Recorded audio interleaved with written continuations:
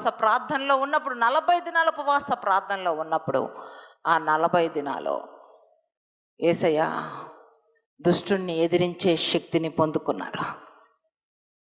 మీరు కూడా దుష్టుణ్ణి ఎదిరించే శక్తిని ఉపవాస ప్రార్థనలో పొందుకోవాలా. ప్రతి దానికి తల వంచకూడదు. దుష్ట ఆలోచనలకి, దుష్టుని ఆలోచన చొప్పున నడవక, పాపుల మార్గమున నిలువక, అపహాసకులు కూర్చుండు చోట కూర్చుండక, యెహోవా ధర్మశాస్త్రమునందు ఆనందించే వారిగా మనం ఉండాలా. దుష్టుణ్ణి ఎదిరించే శక్తి మీలో ఉండాలా. దానికోసమే మీరు 40 దినాలు ఉపవాసం ఉండి ప్రార్థన చేయాలి. దుష్టుణ్ణి మీరు ఎదిరించండి, అప్పుడు వాడు మీ నుండి పారిపోతాడు. ఎదిరించే శక్తి ఏమిటి? ఉపవాస ప్రార్థన శక్తి. ప్రతి ఒక్కరూ ఉపవాస ప్రార్థనలో ఉండి మీరు మీ ఆత్మల్లో బలము పొందుకోవాలా, శక్తివంతులుగా సిద్ధపడాలా. దుష్టునికి మీ జీవితాల్లో చోటు ఇవ్వద్దు. దేవునితో సహవాసమే ఈ లోకంలో విజయవంతమైన జీవితాన్ని దేవుని ద్వారా మనం పొందుకుంటాం. మన పక్షాన దేవుడు యుద్ధము చేయాలంటే ప్రభు పక్షాన మనము జీవించాలా. అర్థం చేసుకోండి. మన పక్షాన దేవుడు యుద్ధము చేయాలంటే మనము ఎవరి పక్షాన జీవించాలా?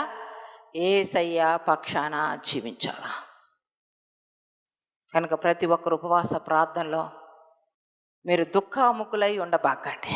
మీ జీవితాలు ఉపవాస ప్రార్థన యొక్క శక్తిని మీరు కలిగి ఉండాలి. ప్రతి ఒక్కరూ రుచి చూసి ఉండాలి. కల్వరీ టెంపుల్ ఈరోజు ప్రపంచవ్యాప్తంగా నిలబడిందంటే కల్వరీ టెంపుల్ కేవలం ఉపవాస ప్రార్థన శక్తి వల్లనే. దేవునికి మహిమ కలుగును గాక.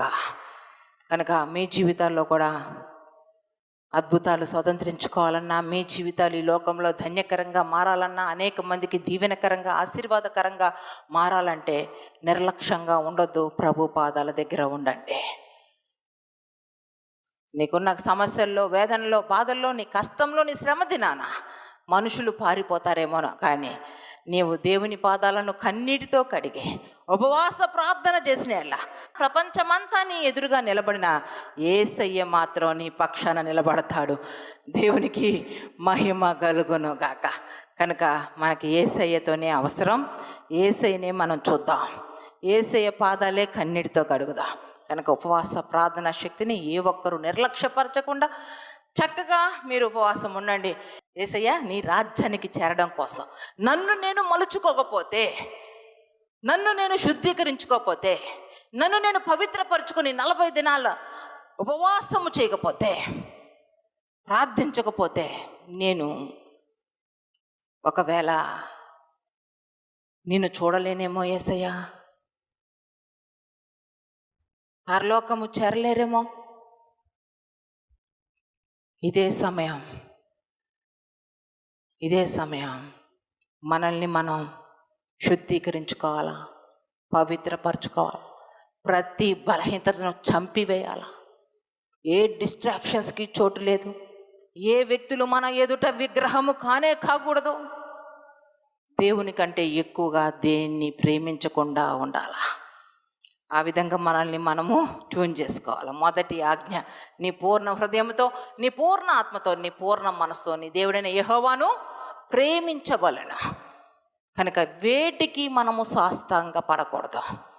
అది తిండి కావచ్చు, అది ఏ విధముగా ఉందో, మీకు ఎటువంటి ఎమోషనల్స్ విధంగా ఉందో, ఇంకా చాలా ఎక్కువ చెప్పాలి దీని గురించి. ఆత్మఫలాలు ఫలించాలి, దాని గురించి వేగిరపడుతూ ఈ 40 దినాల్లో శరీర తత్వాలన్నిటినీ సమాధి చేస్తూ రావాలా.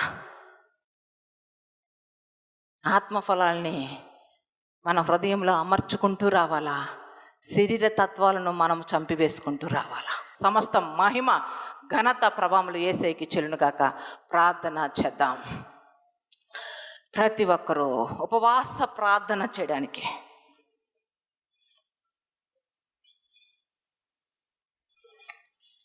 ఎవరైతే తీర్మానం తీసుకుంటున్నారో నిర్దిష్టమైన గురితో ఉపవాసం ఉండండి. ప్రభువుకి కనిపించాల నువ్వు ఈరోజు, ప్రభువుకు దృష్టించాలని నువ్వు ఉపవాస ప్రార్థనలో, ప్రభు మాట నువ్వు వినవలసిందే, ప్రభువుని నువ్వు కలుసుకోవలసిందే.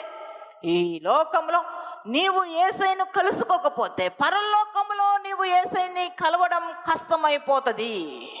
యేసయ్యతో మాట్లాడుకోవాలా.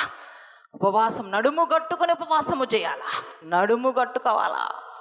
ఆషామాషాగా చేయొద్దు, అందులుగా చేయొద్దు.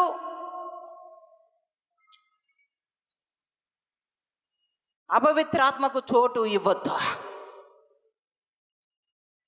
ఎవరైతే ఉపవాసం ఉండడానికి తీర్మానం తీసుకుంటారో నిర్దిష్టమైన గురితో, ఆషామాషాగా కాదు, దేవుని విషయాల్లో ఆషామాషాగా ఉండొద్దు. ఖచ్చితంగా నువ్వు ప్రార్థన చేస్తుంటే గొప్ప కార్యములను చూస్తుండాలా. విశ్వాస సహితమైన ప్రార్థన నువ్వు చేయాలా. ప్రభుకి నువ్వు కనబడాలా. పరలోకంలో జీవ గ్రంథంలో నీ పేరు లిఖితము చేయాలా. నీ కోసం యేసయ్య నీ చెంతకు రావాలా. అటువంటి రీతిగా నీ బ్రతుకున్నట్లయితే నువ్వు మరణించిన తర్వాత యేసయ్య చెంతకు పరలోకానికి చేరతావు. ఈరోజు నడుము కట్టుకొని మంచి తీర్మానం తీసుకుని, యేసయ్య ఉపవాస ప్రార్థనలు నీతో సహవాసము చేస్తానయ్యా, దుష్టుణ్ణి ఎదిరిస్తానయ్యా, అట్టి శక్తితో నేను నింపబడతానయ్యా. ప్రతి శోధన జయించాలా. శోధన జయించువాడు ధన్యుడు, ఆశీర్వాదానికి పాత్రుడు.